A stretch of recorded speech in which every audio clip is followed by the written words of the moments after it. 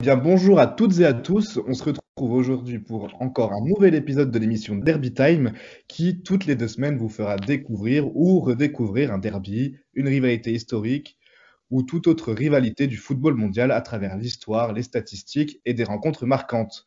Comme d'habitude, je suis accompagné de mon acolyte Anthony. Salut Anthony. Salut Augustin, salut à nos deux invités.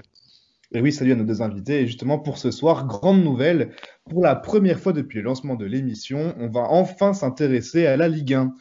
Hier avait lieu la 32e journée de notre beau championnat et un derby, et pas n'importe lequel d'ailleurs. Direction l'ouest de la France pour le derby breton, un duel remporté par les Rennais face à l'ennemi nantais sur un petit score de 1-0. Et lorsque les supporters sont présents, ce derby est considéré comme l'un des plus chauds de France. Décryptage justement avec nos deux invités. Et je vais vous les présenter. Nous avons le plaisir d'accueillir ce soir Pierre Hakim, alias PH Augourny sur Twitter. Salut à toi Pierre Hakim, bienvenue.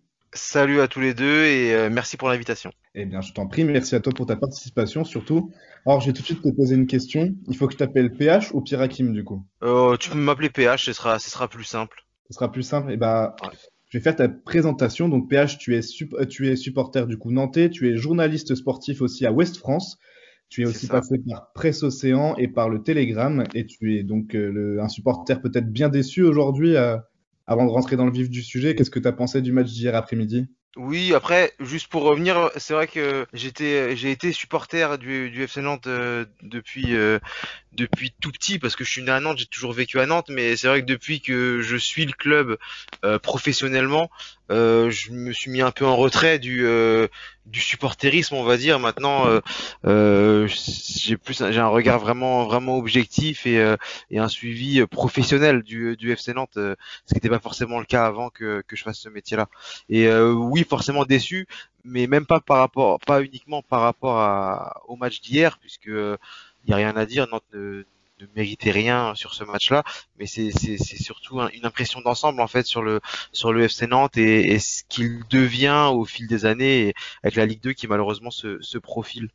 Et justement, alors du coup, tu me disais que le supporter que tu étais plus jeune a perdu un petit peu de son éclat, mais quand tu te détaches du professionnellement parlant, tu as toujours un petit peu la flamme pour le club ou comment tu te Ah places? bien sûr, bien sûr, bien sûr. Je prends juste l'exemple là de la dernière victoire du FC Nantes cette saison. Bon, il y en a pas eu beaucoup, mais c'était au parc et ce match-là, j'ai vibré devant ce match-là, même si c'est rare de vibrer pour le FC Nantes vu ce que les joueurs et le club nous proposent ces dernières semaines, ces dernières années. Mais ça m'arrive de vibrer quand je suis voilà dans un cadre privé. C'est le club que je suis et même si je suis amené à quitter la région, je le suivrai toujours. Bon, comme tu l'as dit, on va pouvoir revenir sur les quelques petites péripéties que le club connaît cette saison et qu'il a aussi pu connaître. On va faire tout de suite la présentation de ton rival du jour. Salut Clément, tu es donc journaliste pour SoFoot, anciennement à France Football, et tu es fan inconditionnel du Stade Rennais, comme on peut le voir sur ton Twitter. Bah écoute, bienvenue à toi et merci d'avoir accepté notre invitation. Bah, merci à vous, salut à vous deux et salut à PH. Donc je vais te poser Salut Clément. Pardon.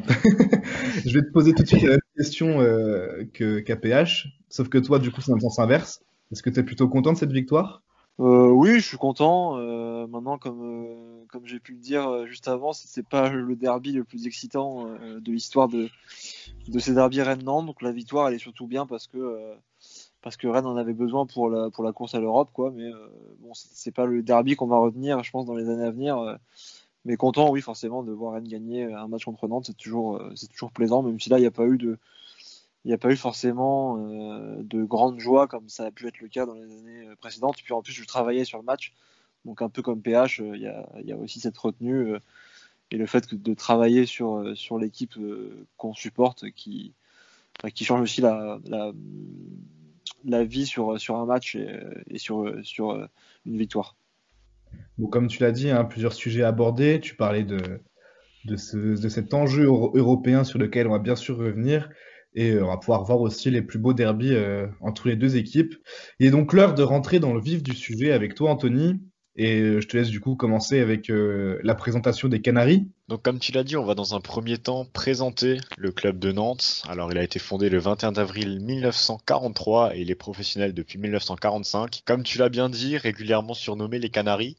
Ils ont été champions de France à 8 reprises en 65, 66, 73, 77, 80, 83, 95 et en 2001. Ils sont également 3 fois vainqueurs de la Coupe de France en 1979, en 1999 et en 2000. 3 vainqueurs du Trophée des Champions en 1965, 99 et 2001. Et ils ont gagné également la Coupe de la Ligue, l'ancienne version, en 1965. Ils jouent au stade de la Beaujoire, Louis Fontenot à domicile, donc un stade de 35 322 places. Louis Fontenot est un ancien président du club qui est décédé en 89 et sous sa présidence le club a gagné 4 titres des champions de France cités précédemment. Leur joueur le plus capé c'est le français Jean-Paul Bertrand Desmanès avec 650 matchs entre 1969 et 1987 et leur meilleur buteur est Philippe Gondé avec 146 buts inscrits en 195 matchs entre 1960 et 1961. Dans le paysage français, ils sont connus pour avoir développé, notamment sous José Arribas et ses disciples, Jean-Claude Suando et Reinald Denouex. Désolé pour la prononciation. Un jeu rapide qui a été fondé sur le mouvement collectif et la rapidité d'exécution, qui a été surnommé par la presse et par le public comme le jeu à la nantaise, principalement pour les équipes des années 60, 83 et 95, qui sont particulièrement réputées pour ça. Ils sont également réputés pour un centre de formation, un très bon centre de formation en France, de la Jaunelière, qui a notamment formé entre autres Didier Deschamps, Marcel Desailly, Christian Carambeu ou Michael Landreau. Ils ont une forte culture populaire, notamment au travers de la Tribune Loire et animée principalement par la Brigade Loire. Enfin, 2 petits faits encore, c'est le dernier club où a évolué Emiliano Sala avant sa triste mort lors de son transfert à Cardiff le 21 janvier 2019 d'un crash d'avion au-dessus de la Manche. Et le club est actuellement présidé par Valdemar Kita depuis 2007, dont on va parler un petit peu plus tard avec PH. Alors pour commencer, PH, on va pas parler de Kita. Si tu devais citer 1 ou 2 faits particuliers sur le club, qu'est-ce que ce serait pour toi du côté nantais? Bah, je pense que justement t'en as parlé parce qu'il y a forcément quand on parle de Nantes, on pense forcément au jeu à la nantaise. Qui est malheureusement c'est une époque qui est révolue aujourd'hui. Donc c'est une équipe qui était réputée pour la qualité de son football. Par exemple le dernier titre de champion du FC Nantes qui remonte à 20 ans parce que c'était en 2001. Il y avait c'était pas comme on peut dire des cracks ou des joueurs exceptionnels, mais c'était des joueurs qui se connaissaient, qui savaient comment jouer ensemble et donc qui ont réussi à être champion de France. Et c'est un peu lié au deuxième point principal qui concerne le FC Nantes, c'est la formation, puisque cette année-là, quand Nantes est champion en 2001, il y a 75% de l'effectif qui est formé à la Jaunelière au centre de formation du FC Nantes. Donc c'était vraiment une marque de fabrique depuis quelques années. Et malheureusement, ce sont deux choses qui ont progressivement, voire même subitement disparu. Il y a depuis une quinzaine d'années, et puisque là on est dans la rivalité avec Rennes. Rennes est largement passé devant Nantes en termes de formation depuis 5-10 ans, et voilà, donc Nantes est progressivement rentré dans le rang, malheureusement, sur plusieurs domaines où il était une référence en France. Et est-ce que tu saurais expliquer pourquoi il est rentré dans le rang, que ce soit sur la formation, sur le jeu? Qu'est-ce qui a pu perdre un petit peu qu'est-ce qui a pu faire perdre un petit peu cette identité? Je pense que justement l'identité a été perdue parce que on a perdu de vue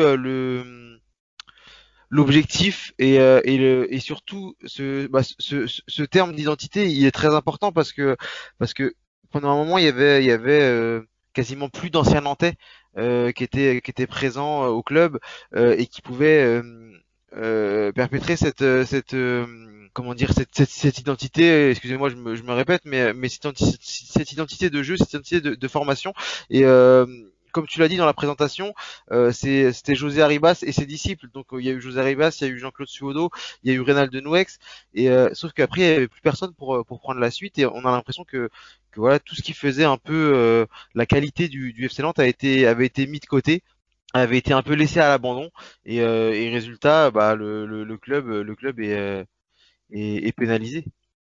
Donc un petit peu un manque un côté un peu structurel. C'est ça, Euh, c'est un manque de suivi, on va dire, et surtout les gens qui sont revenus, qui sont arrivés à la tête du club. Je pense pas forcément uniquement au président Kita, parce que le président qui était là avant lui aussi était pas extraordinaire, mais il y a eu cette scission donc de la formation et du jeu collectif, du jeu en mouvement, qui voilà qui a entraîné, on va dire, la chute du FC Nantes, parce que même si Nantes est remonté en Ligue 1 en 2013, c'est une petite mort, on va dire, hein, pour le FC Nantes qui survit en Ligue 1 depuis quelques années. Super, bah merci pour l'analyse. On va maintenant passer à la partie rennaise avec Augustin. Augustin, c'est parti, à toi de présenter le club rennais. Ouais, alors Rennes est l'un des plus anciens clubs du foot français, fondé en 1901. Les Rouges et Noirs jouent traditionnellement au Roison Park, anciennement nommé Stade de la Route de Lorient. Sa salle des trophées n'est pourtant pas si remplie alors que le club célèbre ses dernières saisons. Mais Clément, je te vois déjà venir. Oui, Rennes a perdu 3 finales de Coupe de France, dont 2 face à l'autre ennemi, Guingamp. Non, mais plus sérieusement, le club en détient 3 par contre, dont une remportée contre l'Ogre parisien en 2019. Les 2 précédentes sont plus anciennes et remontent pardon, à 1965 et à 1971. Rennes est actuellement en pleine bourre, en partie grâce à son ancien entraîneur Julien Stéphan, qui a su performer en Europa League pour une page d'histoire dans le club, notamment avec des victoires contre le Betis Séville et Arsenal en 2019. Cette fameuse victoire aussi en Coupe de France, mais surtout avant l'arrêt de la saison dernière cause Covid, le club termine troisième et participait donc cette saison pour la première fois de son histoire à la Ligue des Champions. Moins en forme, les Rennais se sépareront du jeune entraîneur et désormais c'est Bruno Genesio qui a fait son retour sur un banc de Ligue 1 et donc en Bretagne. L'un des principaux atouts du club, comme pour les Nantais, reste le centre de formation où de nombreuses pépites du football mondial ont fait leur classe avant de s'imposer en pro. Je pense en particulier à Ousmane Dembélé, hein, qu'on peut voir souvent entre le Barça et l'équipe de France. Plus anciennement, il y avait Sylvain Wiltord, Johan Gourcuff, et je pense qu'on peut surtout aussi parler actuellement de ce crack Eduardo Camavinga, 18 ans, et lui aussi déjà en équipe de France. Le club détient justement, grâce à son centre de formation aussi, 3 coupes Gambardella et un titre de champion de France des moins de 19 ans, lui aussi acquis en 2019. Dans tous les cas, la formation rennaise brille. Le recordman du nombre de caps du club, c'est Yves Boutet, défenseur central des Bretons, avec 394 matchs entre 1955 et 1967. Le meilleur buteur est Jean Grumelon, avec 154 buts entre 1947 et 1956. Un record qui commence déjà à dater. On ne se laissera pas non plus de côté tout cet acte du supportéisme dont fait partie justement le Roison Celtic Cup, le RCK, qui commence à prendre de l'ampleur en France. Cette fois, sans vanne, Clément, as-tu déjà quelques anecdotes à nous dévoiler sur ton club? Des anecdotes, je sais pas, mais je pense que comme tu l'as dit, hein, une chose qui est importante avec le Stade Rennais, c'est que, d'ailleurs tu l'as dit au départ, c'est que c'est un club, un des plus vieux clubs de France, et ça c'est une vraie fierté pour les Rennais. Alors certes, le palmarès n'est pas aussi garni que celui du voisin nantais, mais il y a une vraie histoire, une riche histoire à Rennes, avec beaucoup de choses à raconter. Le club fête ses 120 ans cette année, il les fête plutôt bien, en tout cas dans la communication. C'est compliqué hein, sans supporter au stade, etc. Mais il y a une vraie riche histoire au Stade Rennais. Moi, j'aime beaucoup, par exemple, cette histoire qui raconte que le club a été sauvé de la faillite dans les années 70, si je me trompe pas, par un de ses supporters qui deviendra ensuite président. C'est Alfred Ouget, qui est une vraie figure du Stade Rennais, pas très connu du grand public, mais c'est vraiment une personne qui a sauvé le club de la faillite, de la disparition. Donc c'est ça qui est intéressant aussi avec Rennes, c'est qu'il y a chaque décennie des petites histoires à raconter, des personnes aussi, des symboles qui sont des hommes et qui d'ailleurs restent proches du club, que ce soit dans la région rennaise ou même au stade. Et c'est peut-être d'ailleurs ce qui fait la différence avec le FC Nantes actuellement, où les anciens sont pas forcément contents de la tournure qu'a pris le club. C'est qu'à Rennes, voilà, il y a des efforts faits pour rassembler autour du club. Je pense notamment au Stade Rennais Historic Club qui a été créé, je crois, il y a 6-7 ans et qui est présidé par Cyril Helgouache. également ancien joueur et un homme très sympathique au demeurant. Et du coup, ça permet aussi de rassembler tous les anciens Rennais dans une même équipe qui parfois se réunit d'ailleurs pour jouer contre le FC Nantes, contre les anciens du FC Nantes, et qui peut venir aussi régulièrement au stade pour voir des matchs. Il y a des événements. Je pense que c'est important aussi d'entretenir l'identité d'un club, la culture d'un club, l'histoire d'un club avec les personnes qui y sont passées. On dit souvent que les joueurs, les présidents, les coachs passent et les supporters restent. Oui, mais parfois, il y a des joueurs qui sont aussi très attachés au club et qui souhaitent rester autour, qui souhaitent rester pour le faire vivre. Bon, je pense à Romain Danzé, qui a longtemps été le symbole, parfois contesté au Stade Rennais, mais voilà, il a pris sa retraite il y a 2 ans maintenant et il est toujours présent au club parce que il y travaille maintenant et puis voilà, il est toujours très attaché à ce club. Donc ça, c'est vraiment quelque chose que j'aime bien aussi à Rennes. Justement, les passionnés de la Ligue 1, du championnat de France et tous ceux qui connaissent un petit peu l'histoire de notre championnat connaissent ce nom, hein, Romain Danzé. Il a longtemps été, je crois que c'est le deuxième le joueur le plus capé justement de l'histoire, hein, à Rennes. Ouais, il n'a pas réussi à finir premier. Comment? Il n'a pas réussi à dépasser Yves Boutet, ouais. Oui, oui, oui. Et justement, enfin, quelle place il occupe aujourd'hui, que ce soit dans la formation rennaise ou dans le staff, je sais pas du tout ce qu'il fait, mais est-ce que tu le sais? Non, il est plus il est pas en lien avec les terrains. Il a été d'abord adjoint chez les U17, mais là depuis le début de l'année, je crois que si je me trompe pas, il est plus dans les bureaux, dans un travail administratif, c'est-à-dire qu'il gère un peu des événements. Il a travaillé sur les 120 ans. Bref, il est plus dans les bureaux et en costume que en jogging sur le bord d'un terrain pour l'instant. Puis ça a l'air de lui plaire, hein. On le voit souvent traîner au Horizon Park ou dans le coin, et puis il a l'air de plutôt être content de ce qu'il fait actuellement à Rennes, mais il est plus sur la communication, sur les événements, enfin sur l'événementiel, etc., sur le marketing, plutôt que pour l'instant sur le terrain, même si on peut imaginer qu'il reviendra un jour près des terrains. Pas de souci, merci beaucoup. J'ai déjà posé une question aussi qui est valable pour vous deux. On va rapidement parler de vos saisons respectives. Je vais te relancer, PH. Je pense que le bilan est assez catastrophique, hein. Qu'est-ce que tu en penses? Quels sont tes espoirs? Bah, l'espoir, il est pas énorme. C'est le maintien ou au mieux, au pire, pardon, la place de barragiste. Parce que avec la défaite hier, heureusement que Lorient perd à Lens, parce que Nantes reste à 4 points de la 17e place. Donc je pense que les joueurs et le club se dit que rien n'est joué tant que mathématiquement tant que mathématiquement le 17e est à portée de fusil. Je pense il y aura de l'espoir, même si ça se voit pas énormément sur le terrain. Et c'est pareil après, Nantes a de la chance parce que Nantes n'avance pas beaucoup, n'avance pas très vite, mais a de la chance que comment dire, c'est adversaires directs, donc Nîmes et Lorient, puisque depuis pas mal de semaines on s'aperçoit que la place de barragiste et la 19e place va se jouer entre ces trois clubs là, même si certains clubs comme Brest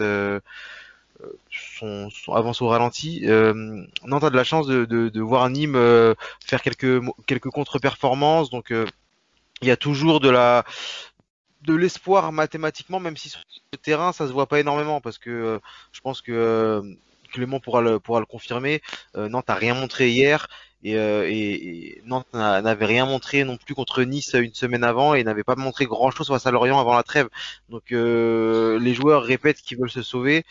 Sauf on le voit pas énormément, on voit pas de supplément d'âme, on va dire, sur le terrain. Il n'y a pas de réaction quand l'équipe encaisse le premier but. Donc, moi, personnellement, je suis assez inquiet pour la fin de saison pour le FC Nantes. Oui, comme tu l'as dit, voilà, d'un point de vue comptable, le FC Nantes est donc 19e avec 28 points. C'est Nîmes qui est le plus proche, donc à 2 points, hein, 18e et barragiste pour le moment, avec 30 points. Et après, tout est encore à peu près jouable, hein, justement, hein, c'est ce que tu disais. Lorient 17e, 32. Brest, Brest, Bordeaux et Strasbourg sont un peu plus en avance. Et je pense pour eux, s'ils sont sérieux, ils devraient obtenir le maintien. Donc, Ça devrait se jouer entre, comme tu l'as dit, justement, ces trois derniers, Lorient, Nîmes et Nantes, où la relégation va se jouer, entre guillemets, dans un mouchoir de poche. C'est pas À savoir encore qu'il y a des Dijon, matchs assez, mais il y a des matchs assez importants ce week-end parce qu'il y a Strasbourg qui joue contre Nîmes, il y a Bordeaux qui va à Monaco, enfin qui reçoit Monaco, pardon, Brest qui reçoit Lens et Lorient qui reçoit Marseille. Donc c'est un petit peu le week-end où Nantes potentiellement, même si, Ah, mais c'est Nantes-Lyon. Nantes-Lyon, je crois. voilà, c'est ça, c'est Nantes-Lyon. Mais Pas si évident un pour eux. exploit, Nantes a réussi à faire l'exploit contre Paris. Si un miracle peut se passer pour Nantes et potentiellement il peut y avoir des dégâts dans la fin de classement dès ce week-end, quoi. Ouais, bah Ça- après ça- le problème avec les miracles, c'est que ça arrive justement pas souvent, donc c'est bien donc ça. il y a pas énormément d'espoir. Au match aller, Nantes avait été surclassé 3-0.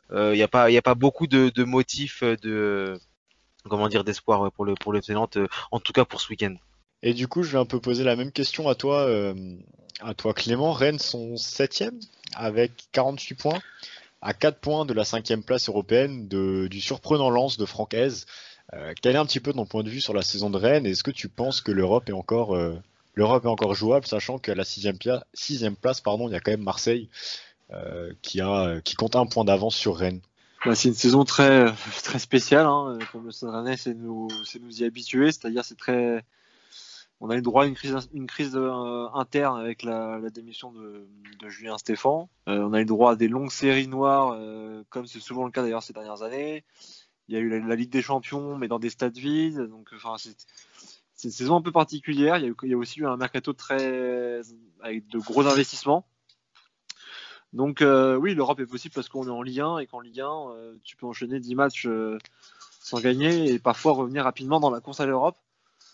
Mais voilà, Rennes pourrait payer, je pense, quand même ces deux gros trous d'air dans la saison. Il faut espérer que la Coupe de France soit remportée par Lyon, Monaco ou le PSG pour que la sixième place soit qualificative pour la nouvelle Coupe d'Europe. Pour l'instant, je pense que si Rennes ne se qualifie pas en Coupe d'Europe, ce serait quand même un petit échec, vu les investissements réalisés. Même si on est devenu aussi exigeant avec Rennes, hein, qui s'est qualifié 3 fois d'affilée pour une phase de poule de Coupe d'Europe, ce qui n'était jamais arrivé dans l'histoire du club.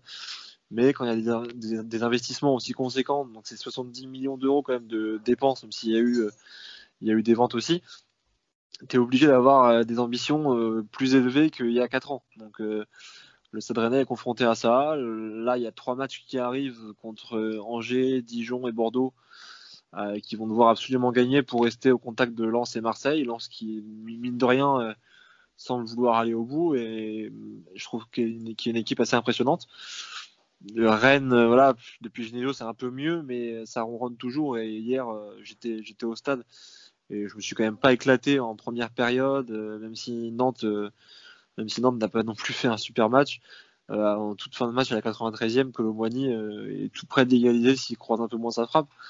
Et dans ce cas-là, on tient pas le même discours sur le match de Rennes. Donc voilà, Rennes, il y a des bons joueurs, il y a un effectif qui pour moi a sa place dans le top 5-6 de Ligue 1 normalement, peut-être derrière le quatuor de tête qui est vraiment au-dessus.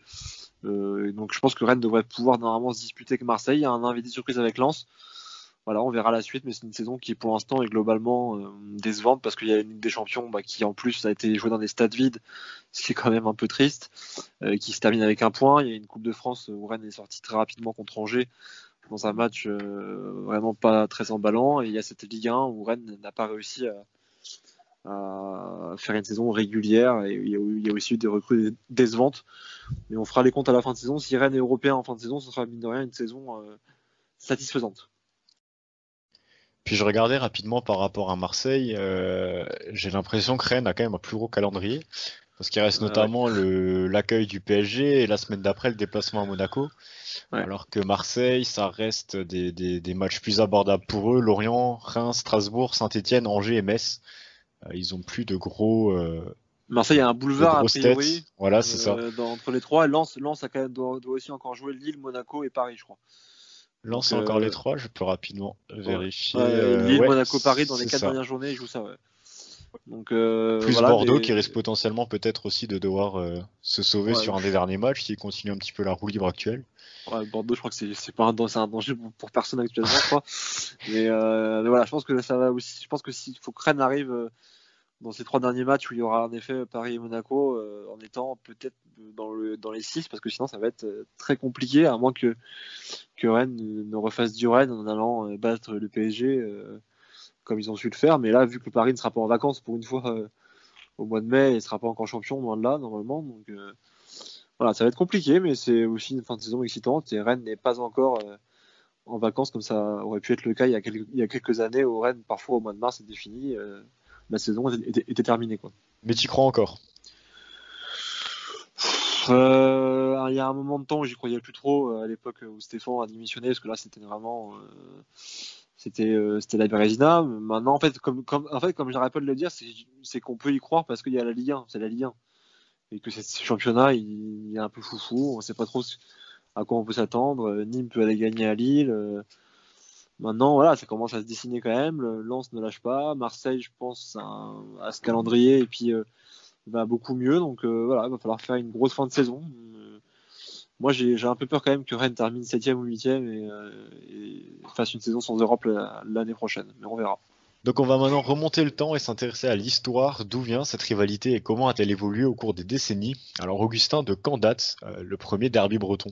Alors, le premier derby breton en compétition officielle remonte à février 1950, lors d'un match des 16e de finale de la Coupe de France, remporté par les Rennais sur le score de 3-1. Mais la rivalité entre le FC Nantes et le Stade Rennais ne s'est pas construite entre deux équipes luttant l'une contre l'autre pour l'obtention d'un titre. C'est d'abord une question d'appartenance de Nantes à la Bretagne qui est à l'origine de cette rivalité entre les deux villes depuis l'après-guerre.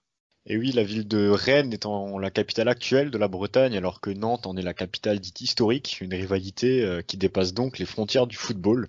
On ne se cachera pas en disant que les supporters rennais et nantais ne seront jamais vraiment de bons amis. Historiquement, la plupart des confrontations ont été remportées par les Nantais avec plusieurs séries d'invincibilité dont on détaillera un petit peu la suite. Après, pour les statistiques, le FC Nantes à son apogée entre le milieu des années 1960 et début 2000 laisse son voisin dans l'ombre, mais l'arrivée de l'ancien président François Pinault et le déclin du FC Nantes à partir de 2004 donneront une autre tournure à la rivalité. Donc oui, je voulais vous parler du jour où Rennes renverse le match dans le temps additionnel. C'était il n'y a pas si longtemps, un certain 31 janvier 2020. Je pense déjà à Clément qui doit sourire en entendant cette petite anecdote et un peu moins PH chez les supporters nantais. Mais justement, Nantes mène 2-1. Nous sommes à la 94e minute. Mais, puisqu'il y a toujours un mais, dans une ambiance totalement irrespirable, le milieu breton Benjamin Bourigeaud égalise dans un premier temps pour les Rennais. Mais le miracle, le tournant du match, ce qui fait rentrer en fait, ce fait de jeu qui fait rentrer le match dans l'histoire, il arrive lui à la 97e minute. Rennes continue de pousser et voit justement cet avantage être récompensé par Rafinha qui suit une frappe repoussée par le gardien nantais Alban Lafont et peut justement pousser ce ballon au fond des filets. Sauf que, et c'est là que tout le charme opère, l'arbitre assistant lève son drapeau de suite et s'en suivent alors 3 minutes qui paraissent être une éternité, que ce soit pour les supporters, pour les joueurs, pour les staffs, entre les deux camps qui retiennent leur souffle. L'action est scrutée sous tous les angles grâce à la VAR et finalement le but est validé. Encore une fois, un fait de jeu qui revient avec la VAR. On ne sait pas si c'est oui ou non, si le football était peut-être mieux sans ou avec cette VAR, justement. Alors, on en rediscutera plus tard. Dans tous les cas, le Roison Park explose. Cette rencontre sera élue plus beau match de la saison 2019-2020. Christian Gourcuff, alors coach des Nantais, dit n'avoir jamais vu ça en 40 ans. Pour son capitaine Touré, ce match est une véritable faute professionnelle. Quand Julien Stéphan parle, lui, d'un match totalement historique. Dans tous les cas, aujourd'hui, le rapport de force est passé à l'avantage des Rennais. Le club est rentré dans une nouvelle dimension, une nouvelle ère même, et se hisse régulièrement dans les compétitions européennes. Et justement, Anthony, peux-tu nous en dire un petit peu plus côté statistique avant de revenir sur ce match épique avec nos deux invités? Il y a eu 95 rencontres au total entre les deux clubs et le bilan tourne encore à l'avantage de Nantes avec ses 39 victoires contre seulement 31 pour Rennes et 25 matchs nuls. La plus longue série d'invincibilité du côté de Rennes a été de 10 matchs entre 1953 et 1968 et de 17 matchs pour Nantes de 85 à 2005. Alors je sais pas si vous voulez rapidement revenir, que ce soit PH ou Clément sur la rencontre dont Augustin a parlé, ou si on passe à la suite. Bon, moi, je Bon, pense si. que. Vas-y, Clément, Vas-y, vas-y, Pêche. honneur au vainqueur. Non, mais oui, c'est clair que c'était une rencontre totalement folle. Alors, j'avais la chance d'être au stade ce soir-là, et ce qui était marrant, c'est que du coup, j'étais en tribune de presse, je travaillais sur le match, je faisais le compte rendu, et ce qui est marrant, c'est que en fait, sur SoFoot.com, on a publié le compte rendu dans les 5 minutes qui suivent le coup de sifflet final, donc on écrit pendant le match. Et moi, mon compte rendu était fait déjà, il était nickel, c'était fini. Voilà, Nantes avait gagné 2-1 dans ma tête. Et j'ai dû tout jeter à la poubelle à cause de. Alors,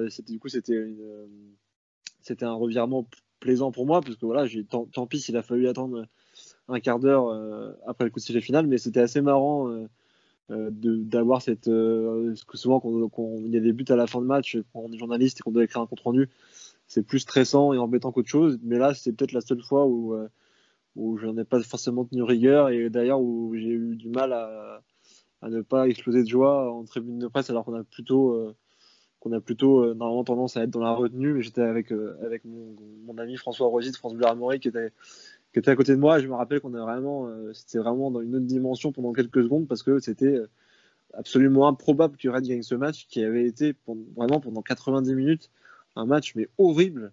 C'est peut-être des pires matchs sous Julien Stéphan. C'était vraiment nul. Nantes avait été meilleur que Rennes.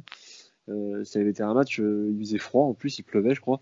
Enfin, c'était vraiment un match nul, et qui est rentré dans l'histoire parce qu'il y a eu un scénario incroyable. 94e minute, il y avait 2-1 pour Nantes. C'est improbable ce soir-là, et forcément c'est devenu un super souvenir. Et d'ailleurs, je pense que c'est mon dernier vraiment grand souvenir dans le monde d'avant, comme on dit maintenant, où il y avait du public. Il y avait vraiment une ambiance folle au Roison Park ce soir-là. Et j'espère qu'on pourra revivre maintenant prochainement dans des stades pleins des belles émotions comme ça. Et pour ta part, PH, du coup? Bah, pour ma part, ça se rapproche un peu du témoignage de Clément, parce que j'étais aussi au stade. J'étais au stade en tribune de presse pour le travail, et même si je suis journaliste presse écrite, exceptionnellement, je commentais ce match sur France Bleu Loire-Océan. Donc J'avais côté, entendu des commentaires, je crois. J'avais côté entendu nantais, et justement j'allais y venir, et dans ces moments-là, bah même si tu es là pour le travail, ton côté supporter, et malheureusement tu perds un peu en lucidité quand c'est aussi chaud comme ça. Et je m'étais fait un peu charrier par les supporters rennais qui savaient pas que c'était moi. En fait, ils avaient ressorti l'audio, et ils se foutaient un peu de la gueule du commentateur. Ils s'avérait que c'était moi. Et voilà, un peu de mauvaise foi, on va dire, en encourageant les chambrages nantais après le deuxième but, et en regrettant les chambrages rennais après le troisième but rennais. Donc c'était après coup, c'est un peu marrant, mais c'est vrai que c'est un exercice qui est très compliqué d'être lucide pendant ces moments-là, mais on sait pas trop ce qui se passe en plus, parce que bah, Clément pourra le confirmer, mais au stade, au Roison Park, les écrans télé sont loin derrière au niveau de la tribune de presse, donc on n'a pas forcément une bonne vue sur les ralentis, etc. Et de ce que je me souviens, tout le monde s'était tourné pour essayer de voir, parce qu'on voyait pas en fait des fois quand la VAR est appelée, quand la VAR intervient, on voit directement ce que va indiquer l'arbitre, si le hors-jeu est clair ou pas. Et là, sur le premier ralenti, bah, tous ceux qui étaient autour de moi, et moi y compris, on avait l'impression qu'il y avait hors-jeu en fait de Rafinha, et donc on pensait que le but allait être refusé, et donc ça a été une surprise désagréable, on va dire, de le voir accepter, même si après aujourd'hui j'en rigole, mais c'est vrai que c'était un moment assez douloureux sur le coup. Pour rebondir là-dessus, alors je sais pas si c'est lié, mais maintenant, depuis le début de saison, au Roison Park, ils ont installé des écrans en tribune de presse à chaque bureau, à chaque Ouais. pupitre.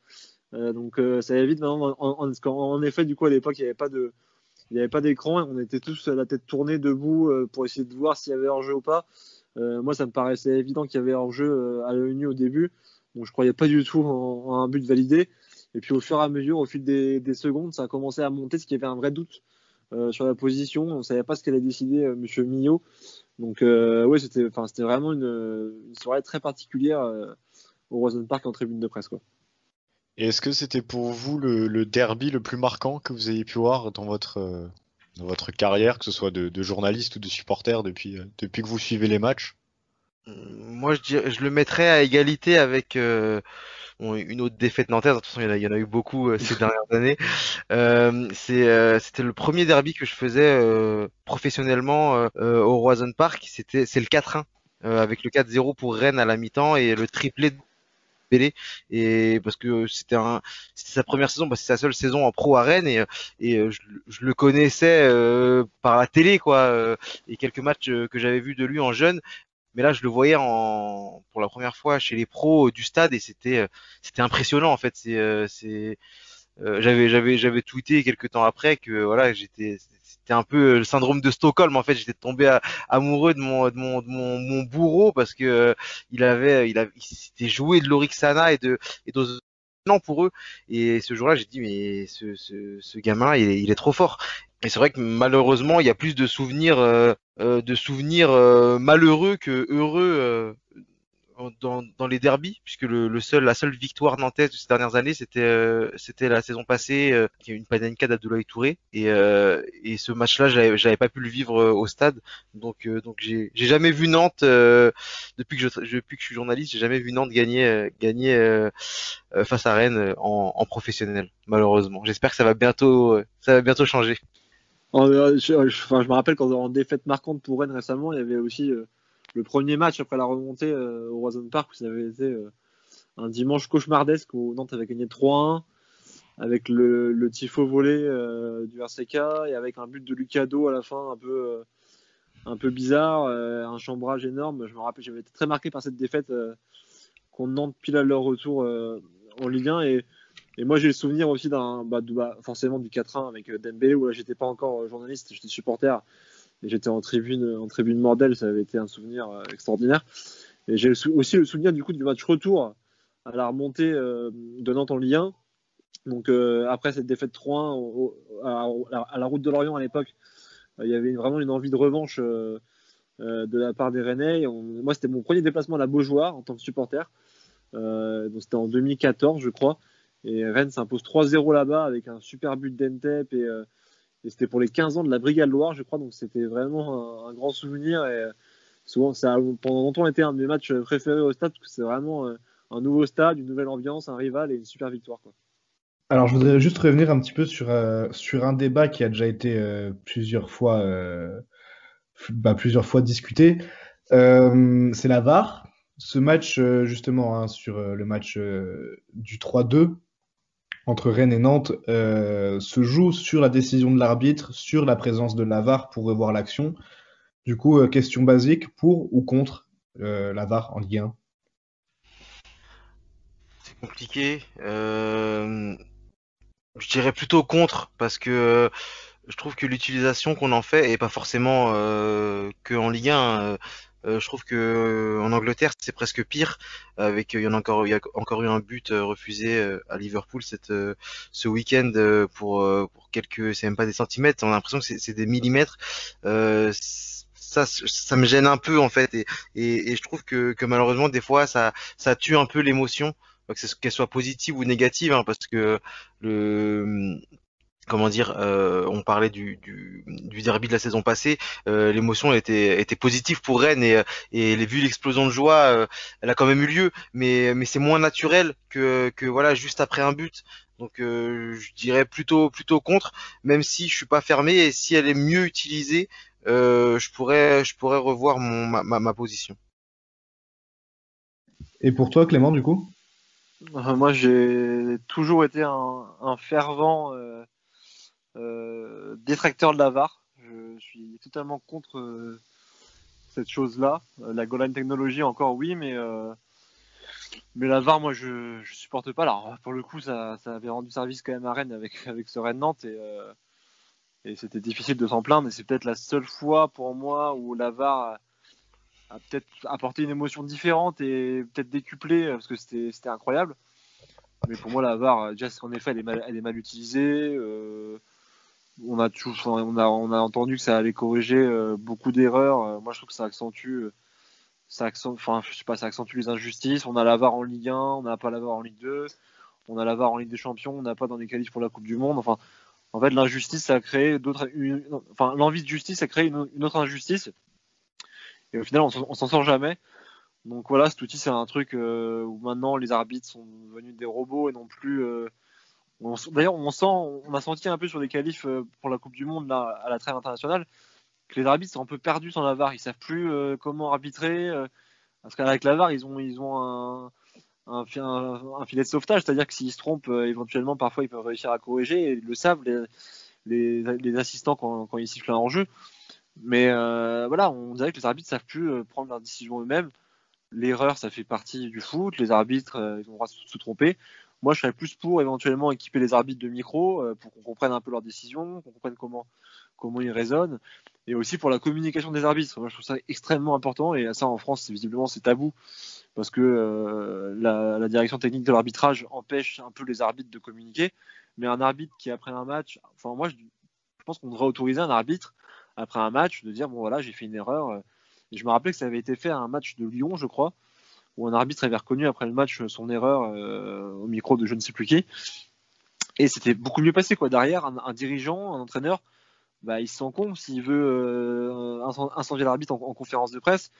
Il n'est pas crédible parce que l'arbitre s'est excusé, l'arbitre il est humain, il a fait une erreur. Comme le coach peut parfois faire une erreur en faisant une tactique qui n'est pas la bonne, comme un joueur peut faire une erreur en ratant une passe, bah, un arbitre peut faire une erreur, peut interpréter aussi à sa manière. Voilà, je pense que c'est important de ne pas tout mettre derrière la technologie. Et puis la VAR, en plus, ça retarde un peu les émotions. On attend de savoir si c'est bon, si le but va être validé ou pas. On calcule les hors-jeux au millimètre, alors que c'est pas du tout le principe de la règle du hors-jeu. Enfin, il y a la règle des mains qui est devenue insupportable. Enfin, voilà, moi, je suis totalement contre. Mais malheureusement, on va devoir faire avec maintenant. On fera plus machine arrière. Donc, il faut espérer qu'elle soit utilisée de manière plus judicieuse et qu'on arrête de vouloir tout calculer au millimètre près, parce que sinon on s'en sortira pas, quoi. C'est vrai que l'arbitrage vidéo, il est présent quand même dans beaucoup de sports, hein, le tennis avec le Hawkeye, en rugby particulièrement aussi, où il y a une forme d'arbitrage vidéo. À propos des plaquages, Anthony, justement, est-ce que tu as un avis toi aussi sur l'arbitrage vidéo dans le football? Est-ce que pour toi, ça enlève du charme à notre sport favori ou qu'est-ce que tu en penses? Bah, je vais un petit peu rebondir un petit peu sur ce que nos deux invités ont dit. Je pense que l'essentiel a été dit. Je suis pas forcément contre de base, mais c'est vrai qu'elle devrait être mieux utilisée. C'est souvent bien trop long. On ne sait pas encore plus, on ressent encore plus ce sentiment quand on est au stade. C'est souvent bien trop long et on ne sait pas ce qu'on attend, on ne sait pas ce qui se passe. L'arbitre va commencer à mettre son doigt sur l'oreillette, ça peut durer plusieurs minutes entières. Alors comme Clément l'a dit, la goal line technologie, moi je suis vraiment pour. Même si c'est vrai qu'il y a certains buts dans l'histoire qui auraient été annulés ou inversement. Mais ça, je suis pour. Par contre, l'arbitrage vidéo, effectivement, je suis pas forcément contre. On n'est pas le pays le pire en Europe. L'exemple de Pierre Hakim, notamment en Angleterre, où c'est vrai que ça nous fait des zooms au millimètre près sur l'orteil ou l'ongle d'un joueur, c'est vraiment abusé. Mais effectivement, elle n'est pas toujours utilisée. En plus, en France, on se dit tiens, pourquoi dans cette situation l'arbitre allait l'avoir et pas dans cette situation-là, et ça accentue un petit peu, comme l'a dit Clément, l'injustice. Moi personnellement, ce qui me gêne le plus, outre les mains où on comprendra de toute façon jamais rien au foot, parce qu'à chaque fois qu'on pense qu'on clarifie la règle, on se rend compte dès les week-ends d'après que on ne sait toujours pas, parce que du coup est-ce que le geste qui est censé être intentionnel ou non, est-ce qu'il l'est vraiment ou est-ce qu'il l'est pas? Donc la règle, ok, elle dit ça, mais sur le terrain, ça monte pas toujours. Mais outre les mains, ce qui me gêne le plus, c'est vraiment les hors-jeux, que ce soit par rapport à cet aspect millimètre ou beaucoup par rapport aux arbitres de touche qui ne prennent plus les responsabilités. On les voit régulièrement, encore ce week-end, en Ligue 1. Je vais pas citer de match en particulier, mais je l'ai vu au moins sur un ou deux matchs. L'arbitre de touche va lever son drapeau. Sur un match, l'arbitre central va siffler directement hors jeu, point fin de l'action. Et sur l'autre match, l'arbitre de touche va lever son drapeau, mais le jeu va se poursuivre jusqu'à la fin de l'action. L'arbitre va laisser poursuivre l'action. Et à ce moment-là, ça pose toujours tout un tas de problèmes. S'il y a une faute, il y a une blessure, ok, il y avait peut-être hors-jeu avant, donc à la fin de l'action, le but sera annulé parce qu'il y a hors-jeu. À la limite, j'ai envie de dire, c'est qu'un but. Mais si c'est une blessure, si c'est un tacle assassin, le joueur il sera blessé. Il me semble que ça s'est passé avec Van Dijk en Angleterre début de saison. Je pourrais plus dire comment, mais il me semble que j'ai un vague souvenir là-dessus. Euh, pour moi, l'arbitre de touche, alors à moins qu'il y a vraiment le doute, effectivement, où ça peut se jouer des fois à un demi-mètre près, et effectivement, alors l'arbitre de touche ne lèvera pas son drapeau, attend, quitte à ce que ce soit annulé derrière, mais notamment quand des fois il y a 2 ou 3 mètres, les arbitres de touche ne lèvent plus les drapeaux comme avant, et je pense que ça c'est un petit peu un problème. Je sais pas ce que t'en penses toi Augustin, que ce soit à ce niveau-là ou au niveau de la VAR en général, mais je trouve que c'est plus l'utilisation, également l'utilisation qu'on en fait que la VAR en elle-même qui pose problème. Oui, bah, moi je suis totalement d'accord, hein, sur le fait que ça enlève des émotions au sport. Après, voilà, ce que je disais, hein, l'arbitrage vidéo est aussi utilisé dans d'autres sports. Mais de base, je me rappelle que lorsque le débat a commencé à être sur la table, j'étais vraiment contre. Pour tout ce qui est des émotions, quand on va au stade, on est supporter, tous les passionnés savent à quel point le foot donne des émotions à n'importe qui, hein, même des personnes qui n'aiment pas forcément le foot sur une période de Coupe du Monde. Bah, quand la France gagne la Coupe du Monde, tout le monde va sauter de joie. On sait très bien l'impact qu'il y a justement que ce sport a sur la société. Donc oui, la VAR aujourd'hui, je vais prendre un fait de jeu connu, mais la main de Dieu de Maradona, il y aurait la VAR. Même déjà sans VAR, c'est décriable sur l'action en elle-même, hein, bien sûr, mais avec la VAR, jamais on pourrait avoir un but pareil. Jamais on pourrait en parler encore des années et des années après, en fait. Donc, je ne sais pas ce que tout le monde en pense là-dessus, mais euh, voilà, je veux dire, la VAR, elle détruit pas non plus le sport en elle-même, hein, mais à mon avis, elle enlève une part de charme aux erreurs que peuvent faire les arbitres. Et Ah, c'est vrai justement, que les erreurs font partie de l'histoire, un petit ça fait peu. partie C'est de ce que l'histoire. j'avais lu justement dans l'édito du dernier SoFoot. Clément l'a peut-être sûrement aussi vu. La main de Dieu, la main de Henry contre l'Irlande ou La main en ligne. la sortie de Schumacher à l'époque. C'est des choses. Ok, ça fait mal sur le coup, mais quelque part, ça fait partie du charme du sport. Et c'est ce qui risque d'être amené à disparaître totalement si la VAR continue. Alors je pense pas qu'il y aura une marche arrière dessus, mais si la VAR effectivement s'affirme, c'est des choses qu'on ne verra plus, tout simplement. Tu prends l'exemple voilà, de l'équipe de France avec cette main de Henry. Euh, on n'aurait pas eu cette main. Il y aurait eu la VAR à cette époque-là. Le but, il aurait été refusé. Bon, la Coupe du Monde, elle a été ce qu'elle a été pour l'équipe de France et le passage du bus, hein, mais on n'aurait pas eu l'équipe de France en Coupe du Monde en 2010 s'il n'y avait pas eu cette main. Alors, certes, voilà, c'est 3 matchs, ça a été vite emballé, pesé et on est retourné à Paris, hein, mais ce que je veux dire, c'est que voilà, ça a quand même créé la polémique à l'époque, ok, ça nous a mis aussi dans un super mood aussi pour les Français, puisqu'on était qualifiés, même si la manière était totalement injuste pour l'Irlande, mais ça a qualifié la France à la Coupe du Monde. Et ça fait partie des émotions que le foot a pu donner aussi à des passionnés, quoi. Peu importe le futur, je sais pas ce que vous en pensez, Clément et PH, à ce sujet. Oui, oui. Alors après, quand même, il faut quand même préciser que si le but de la France contre l'Irlande est refusé, la France peut peut-être aller en Coupe du Monde, hein. Et, à ce moment-là, c'est la prolongation, c'est pas terminé. On ne sait pas ce qui peut se passer, mais oui, en effet, il y a des grands moments d'histoire du foot qui sont des injustices, hein, la main de Maradona. Et enfin, je me rappelle aussi du but refusé. Je crois que c'était à Gerrard ou à Lampard, je sais plus, à la Coupe du Monde pour l'Angleterre. Enfin, il y a plein d'histoires et je pense que l'injustice fait partie du foot et que l'injustice existera toujours, même avec la VAR. Mais vu que tout le monde pense que la VAR corrige tout et doit amener une sorte de perfection dans le foot, c'est problématique. Alors que voilà, le foot est imparfait, les hommes sont imparfaits et les arbitres peuvent faire des erreurs. Alors voilà. Qu'est-ce que vous pensez justement d'un arbitre parfait, entre guillemets, quand on peut voir par exemple un match, alors on ouvre une petite parenthèse, hein, mais par exemple sur le Barcelone-Chelsea en Ligue des Champions d'il y a à peu près 10-12 ans, où l'arbitrage avait été scandaleux, avec la VAR, on est d'accord que ça serait sûrement pas arrivé puisque l'arbitre aurait été bloqué, mais voilà, qu'est-ce que la notion d'arbitre parfait, elle existe dans le foot pour vous ou pas? Non, mais non, les arbitres c'est des hommes, donc ils font des erreurs, ils peuvent parfois passer à côté de leur match. J'ai pu parler je pense à Michel Vautreau par exemple, qui était un ancien arbitre, qui a arbitré une demi-finale de Coupe du Monde, qui est d'ailleurs super sympathique et avec qui je suis parlé à plusieurs reprises de la VAR. Et voilà, lui, il admet qu'en effet que ça aurait pu peut-être le soulager à son époque sur certaines choses, mais voilà, il a fait des erreurs, les arbitres feront des erreurs.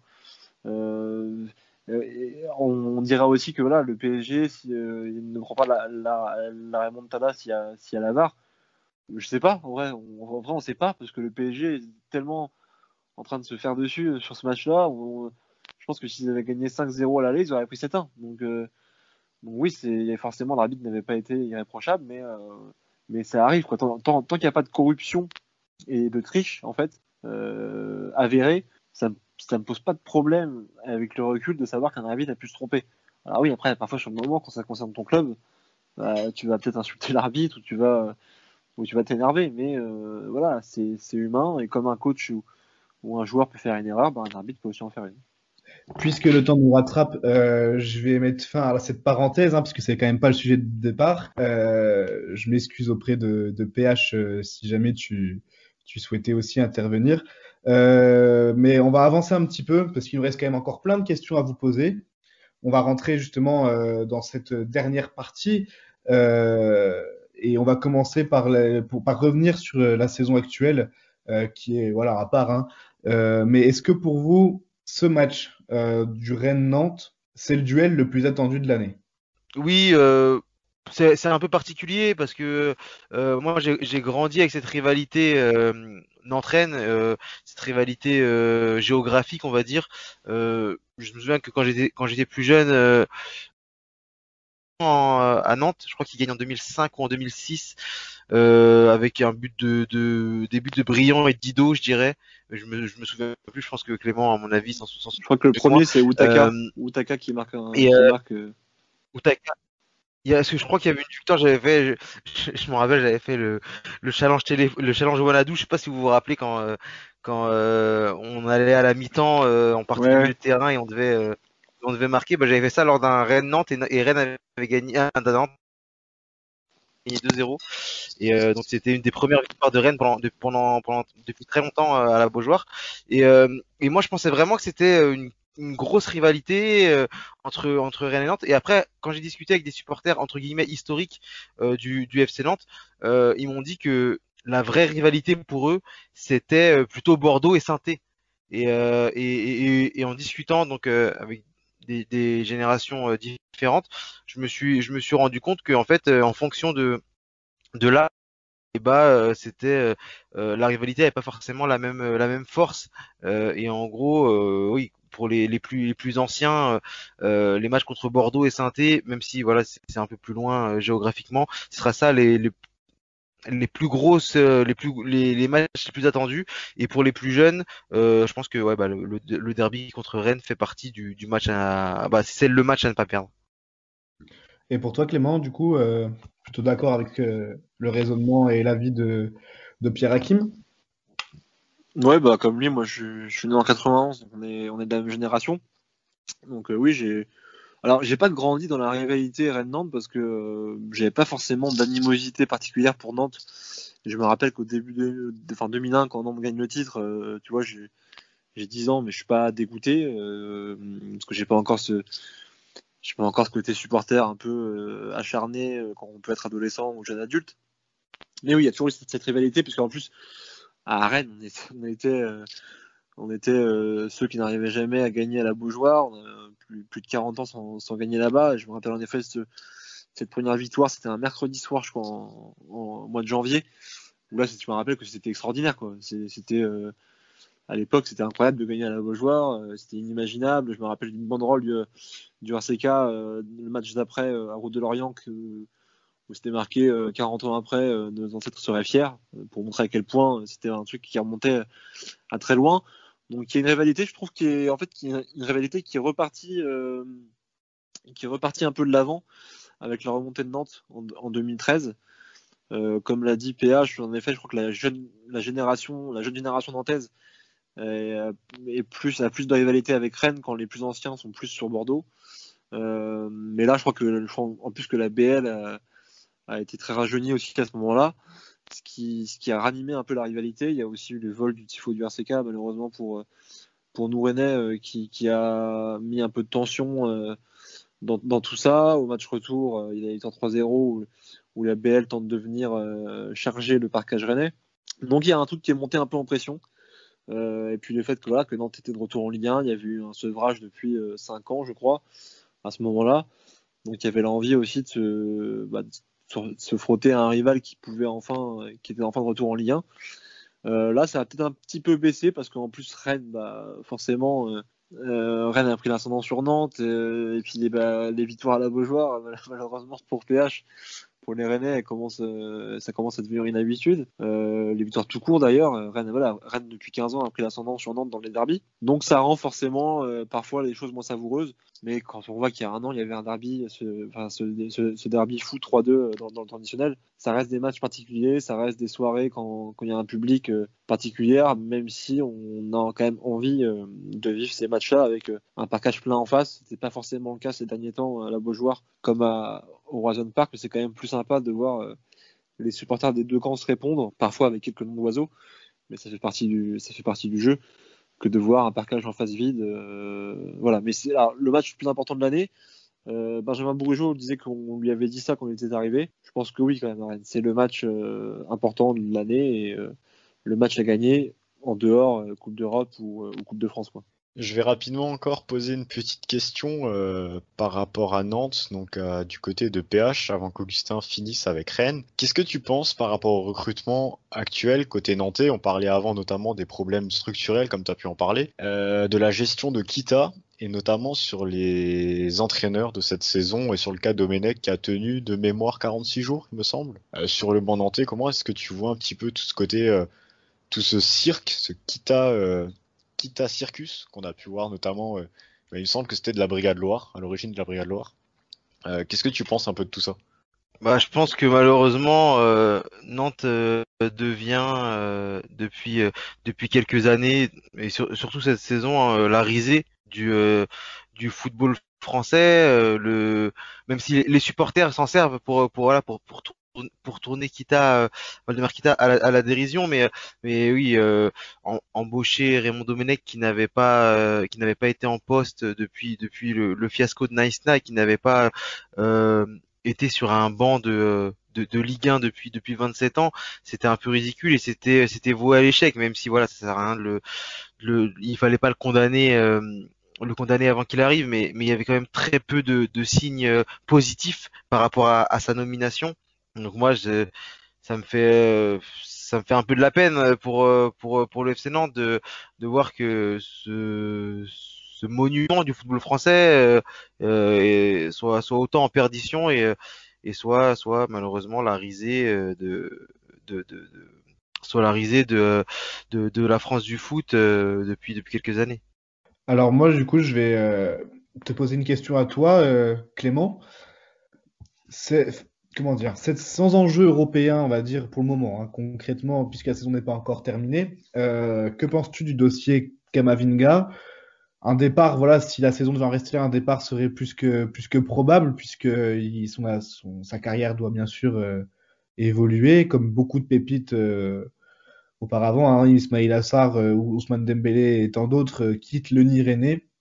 Pour toi, est-ce que pour sa carrière, c'est peut-être mieux de partir de Rennes? Et on va faire le lien aussi avec cette nouvelle compétition, hein, l'Europa Conference League, qui ouvre une place supplémentaire euh, à l'Europe. Est-ce qu'elle peut être à votre portée? Et est-ce que ça pourrait suffire pour faire rester Kamavinga? Alors pour cette conférence League, moi c'est une compétition que j'aime bien à l'avance. Je sais pas, je sens que Rennes est destiné un peu à être la première équipe française à la jouer. Et je pense en effet que pour un club français, ça peut être beaucoup plus abordable que la Ligue Europa ou la Ligue des Champions, où on est souvent quand même, quand je dis on, c'est les clubs français ridicules. Là quand même, c'est une compétition où il y aurait beaucoup de petites équipes, j'ai pas envie de dire ça, parce que derrière, parfois on peut se faire ridiculiser par des équipes roumaines ou tchèques sans souci. Mais il y a un côté excitant avec des destinations un peu exotiques qu'on n'a pas l'habitude de voir. Donc ça peut être super cool à vivre pour un supporter et même un journaliste d'aller dans des destinations un peu inédites. Maintenant, est-ce que ça servirait à retenir Kamavinga non, je pense pas. Je pense qu'il n'a pas encore prolongé, donc il ne prolongera sûrement pas. Ça paraît compliqué. Moi, je trouve ça un peu décevant. Alors forcément, voilà, on connaît le foot actuel. Il a 18 ans, il est prometteur, etc. Il a changé d'agent aussi en cours d'année, ce qui l'a sûrement perturbé dans sa saison d'ailleurs. Il a un nouveau statut avec l'équipe de France qu'il a connu en septembre. Maintenant, il fait une saison quand même décevante. Voilà, t'as parlé de crack en introduction, je crois, de ce podcast. Oui, un crack, mais un crack qui fait une saison pour l'instant globalement décevante, qui n'a pas brillé en Ligue des Champions, qui n'a pas réussi à porter son club pour l'instant en Ligue 1, qui a encore beaucoup de progrès à faire. Qui a encore beaucoup de lacunes, qui reste très jeune, il a que 18 ans. Moi, j'aurais bien aimé le voir rester une saison de plus à Rennes. Je trouve pas que Rennes soit trop petit pour lui. Je trouve pas que c'est trop grand pour Rennes. Je sais pas où il ira la saison prochaine, mais s'il va au Real Madrid ou à l'Inter ou je ne sais où, je sais pas. Je suis pas sûr qu'il s'impose pour l'instant dans des clubs comme ça, quoi. Donc voilà, pour moi, il a encore du temps. Il a encore des choses à montrer, et notamment offensivement. Il a marqué qu'un seul but cette saison, c'était ce super but contre Montpellier en début de saison. Et depuis, plus rien. Donc voilà, il y a encore plein de choses à voir avec lui. Un super but avec l'équipe de France aussi contre l'Ukraine. Ouais, aussi avec l'équipe de France contre l'Ukraine. Mais voilà, c'était en septembre, tout ça. Donc Montpellier et l'Ukraine, je crois que c'était en septembre ou en octobre, je sais plus trop. Mais la saison est globalement décevante. Pour moi, il aurait dû faire mieux. Ça aurait dû être celle de la confirmation du vrai crack, justement. Et pour l'instant, on l'a pas vu. Il y a encore beaucoup de choses à revoir. Il a forcément été perturbé par l'équipe de France, par l'agent, par les discussions, etc. Ça reste un gamin qui est rafraîchissant parce que il a le sourire, et c'est un gars sympa, un gars qui est pas arrogant, etc. Mais voilà, j'espère pour lui qu'il ira pas trop vite et qu'on sera pas déçu au bout. Maintenant, c'est la règle du jeu maintenant dans le foot actuel pour quand tu es un club de Ligue 1 pour garder une jeune pépite. Plus d'un an ou un an et demi, c'est compliqué, et même pour le PSG, on l'a vu avec Kouassi par exemple. Donc, oui, parce qu'il y a que Kamavinga, ça fait, il est arrivé en Ligue 1, il avait 16 ans. 16 ans, ouais. Ça. Et est-ce qu'il n'a pas trop de pression, justement, à ton avis, aussi, que ce soit à Rennes peut-être d'une part, mais surtout de la part des médias qui lui accordent une importance de dingue, et peut-être aussi de la cour, des autres clubs européens qui le courtisent, en soi. Est-ce que si, forcément, quand tu es jeune et que tu as 18 ans, voilà, on n'a pas vécu, on ne le vivra pas. J'imagine que voilà, ça doit monter un peu la tête, on doit entendre des choses, ça doit être perturbant. Oui, il a forcément vécu une saison perturbante. Mais voilà, sur le terrain, ça se ressent peut-être. Il y a aussi des lacunes techniques encore à améliorer. Il y a des choses vraiment. En fait, il y a des choses techniques encore chez lui à améliorer. Au-delà du fait que ce soit un gamin qui mentalement a pu flancher à des moments, c'est possible. Mais voilà, je pense que la pression sera la même au Real ou ailleurs. Donc, je pense que s'il part de Rennes, c'est quand même possible qu'il fasse une passerelle avec un club un peu moins huppé. Je pense à Dembélé quand il a quitté Rennes, il est parti à Dortmund où il a aussi performé. Voilà, je vois pas Kamavinga la saison prochaine au Real Madrid, par exemple. Ça me paraît trop tôt, trop rapide pour lui. Je suis assez d'accord avec toi là-dessus. Donc voilà, on verra, quoi. Je te questionnais sur la pression, mais elle sera encore pire à mon avis au Real, puisqu'il est arrivé avec ce marquage entre guillemets de crack de la Ligue 1, de la formation rennaise qui est excellente, et ça peut être justement source pour lui de difficultés à peut-être s'intégrer à un autre pays, une autre langue, une autre culture footballistique aussi, des supporters qui vont en attendre beaucoup. Donc bon, c'est une affaire à suivre, mais je pense comme toi qu'il devrait passer par un club qui joue de la compétition européenne à un bon niveau comme Dortmund. C'était l'exemple de Dembélé, mais l'exemple est très bon. Donc voilà, peut-être faire ça. Je vois, on est pressé par le temps. Est-ce que chacun de vous a un petit mot de la fin? Non, mais alors moi je vais juste rebondir parce que vu qu'on en a parlé avant le podcast, mais où tu disais voilà, est-ce que pour rester dans la rivalité et dans le derby pour finir, est-ce que quand on est Rennais, on a envie de voir Nantes descendre en Ligue 2? C'est un peu la question actuellement là. qui s'est posée hier, que ce soit en salle de presse ou chez les supporters. Et c'est assez partagé. Je pense qu'il y en a qui ont envie de voir Nantes s'enfoncer en Ligue 2, d'autres pas trop. Voilà, moi je pense que quand on y va, alors, je pense que Nantes a mangé son pain noir en Ligue 2. Voilà, Rennes a eu l'occasion en plus de les voir un peu galérer comme ça. Et mine de rien, les saisons sont quand même plus sympas quand il y a des derbies à vivre et cette rivalité à entretenir, quoi. Donc je pense pas que voir Nantes descendre en Ligue 2 serait une bonne nouvelle pour le Stade Rennais parce que voilà, si t'as Guingamp et Nantes en Ligue 2, t'as quand même deux derbys, deux gros derbys, des deux gros derbys pour Rennes qui n'hésiteront plus en tout cas pendant au moins une saison. Donc ce serait un peu dommage. Ça enlèverait aussi des déplacements un peu courts pour les supporters. Ça enlèverait des stades pleins. Voilà, ça enlèverait un peu d'émotion et de passion sur une saison. Donc je pense que c'est peut-être le mot de la fin. Faut peut-être espérer que le meilleur ennemi rennais se maintienne en Ligue 1 à la fin de saison pour pouvoir encore vivre des derbies et entretenir cette rivalité qui existe maintenant depuis très longtemps. Surtout qu'actuellement, Guingamp est plus proche de Oui, en plus. de la nationale que de la Ligue 1. Après, on n'oublie pas quand même que la Bretagne, c'est quand même une sacrée région de football en France, hein. Je pense que pour les Rennais, il restera encore deux petits derbys, bon, moins intenses, hein, mais deux petits derbys quand même avec Brest et Lorient qui devraient rester en Ligue 1 si jamais Nantes doit descendre. Hein, ça fait quand même déjà une place en moins. Donc, est-ce que la rivalité s'intensifierait justement avec ces clubs-là? Non, je pense que Lorient, ils essayent de créer une rivalité un peu avec tout le monde, j'ai l'impression, dans le coin, mais Rennes-Lorient, c'est vraiment très, très, très loin des Rennes-Nantes et des Rennes-Guingamp en termes de rivalité et de vraie émotion, passion, quoi. Rennes-Lorient, c'est un derby, c'est très bien, mais c'est un derby sympatoche, quoi. C'est sans plus. Et un petit mot de la fin PH aussi, de ton côté? Bon, je pense qu'on a fait le tour. Comme a dit Clément, oui, je pense que les Rennais, en tout cas la majorité des Rennais, ne souhaiteraient pas voir Nantes descendre. Rien que pour continuer de battre Nantes chaque année, parce que je vois pas comment on peut il peut en être autrement vu les dynamiques opposées des deux clubs. Mais non, en fait, c'est une rivalité qui est, je trouve, qui est pas haineuse en fait.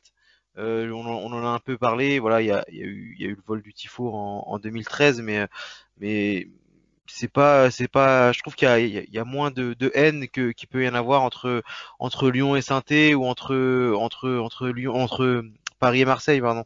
Voilà, c'est des petites chamailleries qui sont bon enfants, mais voilà, je trouve que c'est un derby plutôt sympa. En tout cas, c'est j'ai l'impression quoi là, il y a pas non plus il y a pas non plus une animosité exceptionnelle entre Nantes et Rennes. Voilà, les Nantais aiment bien taquiner les Rennais et vice versa. Mais et voilà, c'est une rivalité assez sympathique et j'espère qu'elle continuera l'année prochaine en Ligue 1. Eh bien, merci en tout cas à tous les deux pour vos participations, pour tout ce que vous avez pu nous apprendre, à nous en tant que journalistes, mais aussi à nos auditeurs. Donc, un grand merci à vous, à tous les deux. Quant à vous, chers auditeurs, si ce nouvel épisode de Derby Time vous a plu, n'hésitez pas à le partager, à le liker et à nous rejoindre sur nos différents réseaux, entre autres Twitter et Instagram, avec le @duo de foot. Et on se retrouve, nous, dans 2 semaines pour un nouveau derby. Et je remercie aussi Anthony pour son travail de dingue à mes côtés. Allez, ciao, ciao. Merci à tous, à dans 2 semaines. Merci à vous. Salut!